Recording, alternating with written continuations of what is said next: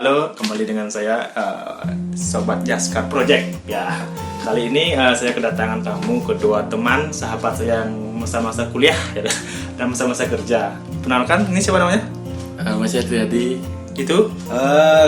Nama saya Ari Wicaksana. Ari Wicaksana.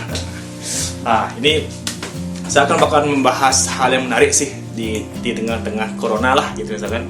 Okay. Saya pernah baca artikel di liputan6.com. Itu gara-gara corona aktivitas belanja online naik 400%. Nah, ini hal yang menarik nih. Kenapa hal ini bisa terjadi di tengah-tengah corona? Apakah kok bisa di tengahnya ada corona, banyak PHK, kok naiknya juga angka-angka pedagang online? Jadi kok bisa seperti ini ya? Jadi ya kalau lihat fenomena penaikan pedagang online sih sebenarnya masuk akal ya. Jadi istilahnya emang keadaan yang memaksa orang untuk jualan online gitu. Yang pertama, aturan dari pemerintah kan kita harus social distancing nih. Ya. Ada pembatasan jam jam operasional toko-toko lah gitu. Jarak juga kan. Ya, jadi jarak. Jadi memang harus online kayak opsi yang memang paling bagus sih sekarang gitu. Yang pertama kita bisa di rumah, kita bisa di rumah main HP kan gitu, kita pilih rebahan gitu, jualan gitu. Ada yang beli kita kirim. Tinggal lewat HP berarti ya. Iya, mungkin itu yang membuat peningkatan pedagang online. Karena keadaan lah istilahnya. Itu yang memaksa. Menurut Ari gimana nih? Oh ya, kalau menurut saya sih sah-sah aja ya kalau orang untuk berjualan online atau segala macamnya. Itu kan salah satu untuk survive hidup. Ya, kan karena kita tahu mungkin di tempat kerjanya yang lama atau kena PHK atau karena enggak dapat pemasukan lain, jadinya untuk berdagang online sih sah-sah aja. Modalnya ya untuk bertahan hidup.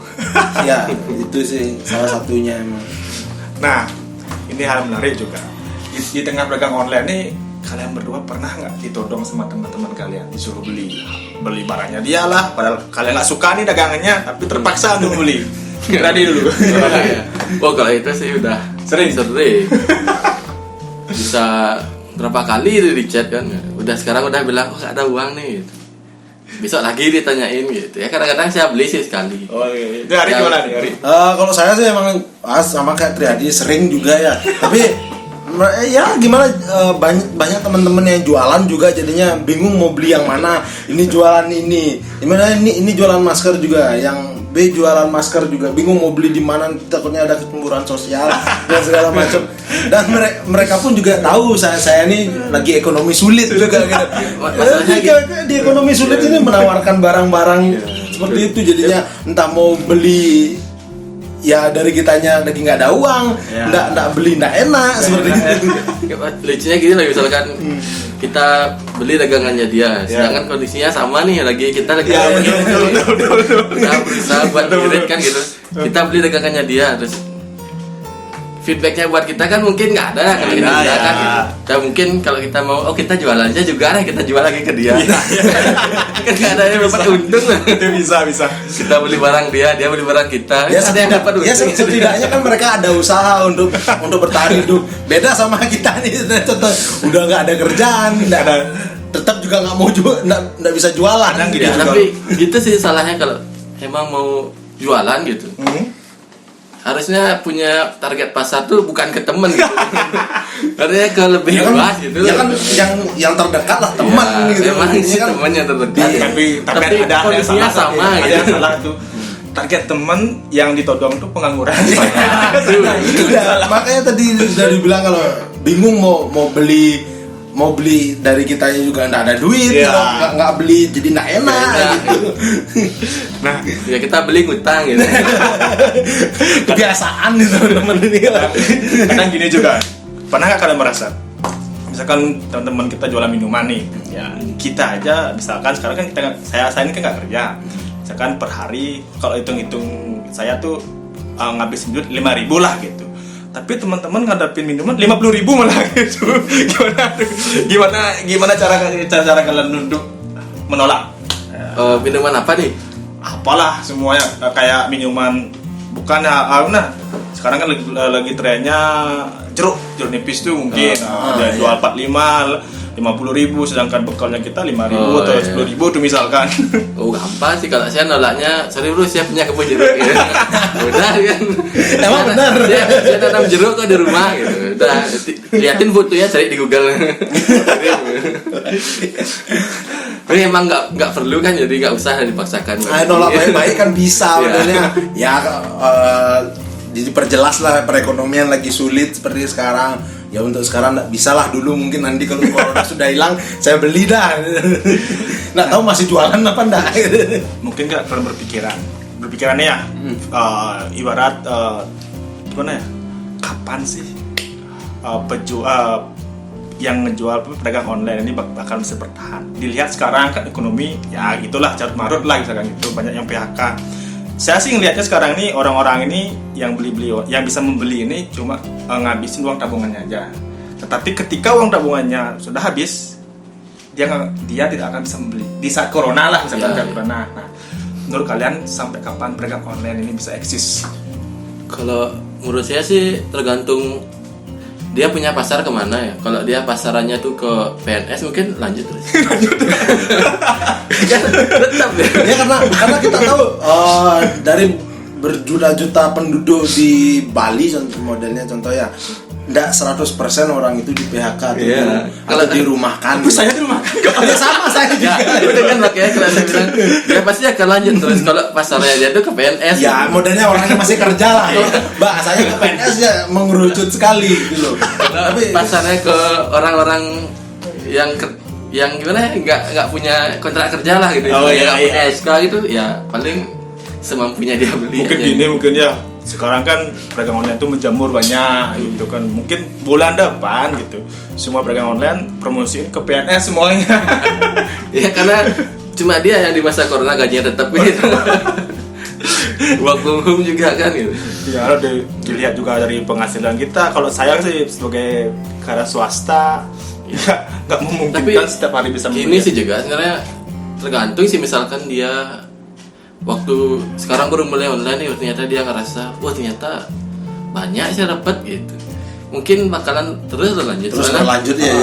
Kalau kita lihat kan memang banyakan orang itu ya, kalau kita sering lihat dengar cerita lah, orang yang dulunya nggak punya apa-apa akhirnya dia jualan akhirnya sukses kan pasti berawal dari keterpaksaan buat jualan gitu loh. Akhirnya dia jualan dapat untung banyak, akhirnya maka dari itu sebenarnya ada dua sisi mata pisau dari perusahaan untuk merumahkan atau mem-PHK orang-orang tersebut. Jadinya kadang-kadang kalau misalnya contohnya ambil yang dirumahkan, nanti setelah perekonomian membaik pasti akan dipanggil lagi, nggak tahu pas setelah dirumahkan mereka survive, berjualan, punya usaha sendiri. Nanti pas ekonomi sudah membaik, pas dipanggil nggak mau kerja lagi karena lebih besar pendapatannya. Jadinya ya perusahaan sendiri pun bakal sibuk lagi untuk mencari orang baru gitu loh. Makanya itulah kalau dibilang buah simalakama untuk perusahaan gitu loh. Kalau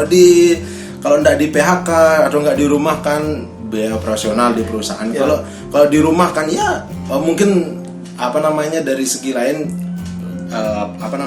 karyawan itu bisa dapat pekerjaan lain atau mengembangkan usaha yang sekarang dikembangkan. Ya, kita juga nggak tahu, siapa tahu karena corona ini bakalan muncul pedagang yang besar ya. Artinya karena corona dia akhirnya berani buat berdagang, akhirnya dia dapat yang lebih jauh the power of kepepet gitu. Itu yang masa bilang orang dia jualan terus gitu. Tapi menurut saya sekarang lah memang yang paling tepat buat memang mulai jualan lah, kalau pengen jualan. Tapi saya menilai sih kapan orang-orang yang jualan online ini bisa tetap eksis kayaknya ya. Saya ngira-ngira entah benar atau enggak nih. Ketika yang tadi saya bilang tuh, ketika uang tabungan mulai menipis, orang-orang ini nggak bakalan bisa ngebeli pedagang online seperti dulu gitu. Dulu kira-kira ya hampir sebulan 2 bulan lah kayaknya bakal redup. Itu karena saya ngerasa juga uang tabungan saya juga menipis sekarang. Nggak bisa beli teman-teman saya yang jualan online gitu juga. Iya sih. Ya itu kan sebenarnya balik lagi ke produk yang dijual sih. Jual juga. Misalkan dia Tapi kan uang juga kalau nggak Iya, punya uang iya, gimana? iya. Harusnya Kalau gitu. emang dia jual produk Iya. untuk sehari-hari, model contoh beras kayak Iya. gitu, mungkin bisa karena pasti kita ada punya dana untuk hal tersebut. Saya gitu. tidak Contohnya gini loh. Misalkan waktu corona nih lagi lagi diwajibkan semua Iya. pakai masker. Masker lagi langka, semua jual masker kain kan. Awal-awal orang jual masker kain kan banyak sekali dia untung. Iya sih. Tapi awal-awal. belakangan ini udah mulai menurun karena sudah banyak orang yang jualan itu gitu. Dan Karena emang gratisan juga banyak sekarang. ya sama juga hand sanitizer juga gitu. Saya lebih ke tergantung produk yang dijual. Kalau dia istilahnya kalau jualan kita latah ya kita gak bakalan lama gitu. Istilahnya dia jual masker lo untung banyak, ikut jual masker semua jual masker kan nggak ada yang beli jadi. Semua jualan yang beli siapa? Ya, Gitu dah maksudnya Kayak- semua jualan. Ini kan hampir saya lihat sih kan tadi kan saya bilang pada sekarang kan pedagang online sekarang meningkat 400% itu kan tadi Nah, bilang iya. di saya baca di sosial media itu. Nah, ibarat sekarang semua yang orang PHK nih yang dirumahkan, diberhentikan, kebanyakan sekarang kan jualan online. Kepepet. Ya, the power of kepepet. Nah, ketika sekarang orang-orang ini semuanya berjualan, yang beli siapa? Seperti yang saya bilang tadi, saya beli produk dia beli produk saya.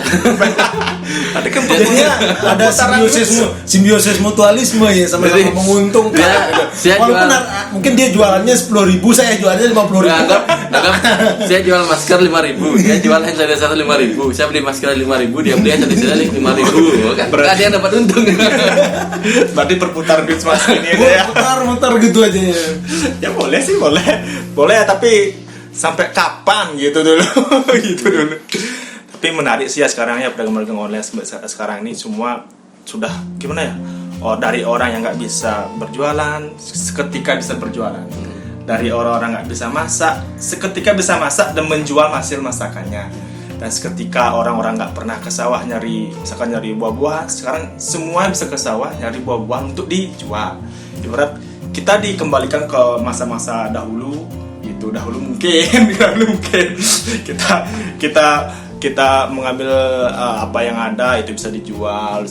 Apakah seperti Memanfaatkan itu? yang ada, Memanfaatkan iya, yang ada ya mungkin ya, gitu mungkin. Ya mungkin secara nggak langsung sejarah ini masuk ke agenda besar pemerintah untuk mengajarkan kita mandiri, istilahnya untuk memulai usaha sendiri itu ya.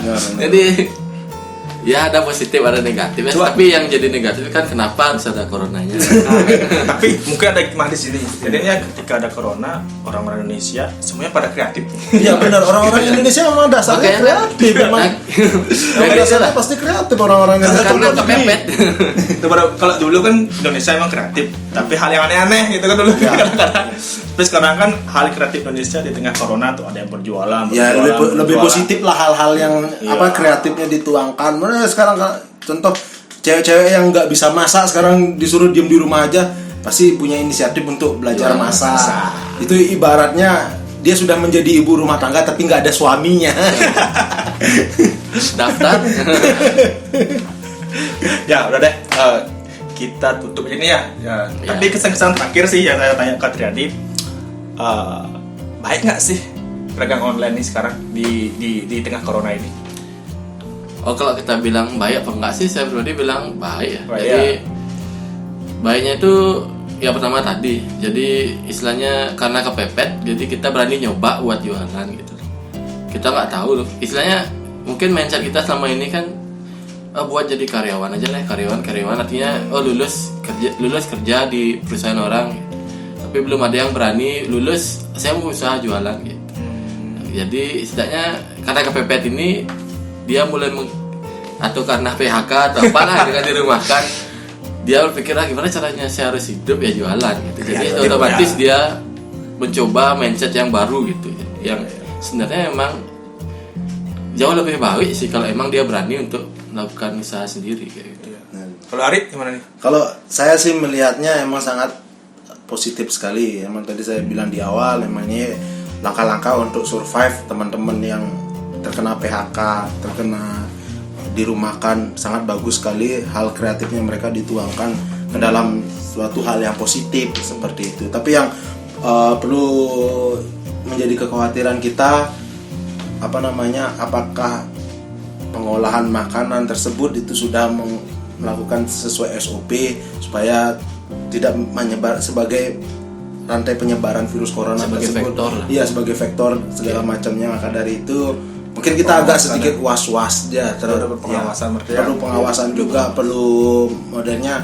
Nah, mereka kan tidak sekarang modelnya kan yang pedagang yang menyamperin pembeli seperti itu. Maka dari itu takutnya nanti di jalan yang barang yang dibawa terkena virus atau segala macamnya. Maka dari itu mulai dari sini kita mulai sadar bagaimana cara penanganan hal tersebut biar tidak menjadi penyebaran melalui kontak. ya kontak itu. Ya. Tapi yang perlu digarisbawahi sedikit sih, jadi jangan sampai kita juga nipu gitu. Ya, artinya Nipu gimana? kayak dulu loh kan hand sanitizer langka nih, susah nyari, akhirnya banyak yang jual hand sanitizer gitu. Kita kan nggak tahu secara komposisinya apakah benar sesuai standar WHO apa enggak. Nah, ya, Apakah benar-benar. dia jual air dicampur Ya. alkohol yang Ya, benar-benar. kadarnya itu nggak gimana ya, nggak memenuhi standar buat ngebunuh bakteri kuman jamur. Benar-benar. Kan itu juga termasuk penipuan namanya gitu. Tuh dengar berarti. Jadi harus memang kita jual produk yang memang sudah terkontrol lah gitu. Yang Dengar. meyakinkan gitu. Intinya gini, ada pesan menarik sih dari kedua teman saya ini. Pertama, di tengah corona orang Indonesia timbul kreativitasnya untuk usaha online dan itu bagus. Kedua, ketika usaha online ini merambah makin banyak, perlunya ada pengawasan. Itu aja. Berarti ya dua ya. Ya. Ya. Sekian dari saya. Perbincangan ini cukup menarik sih. Nanti kita lanjut ke sesi selanjutnya. Akhir kata saya ucapkan terima kasih. Bye bye.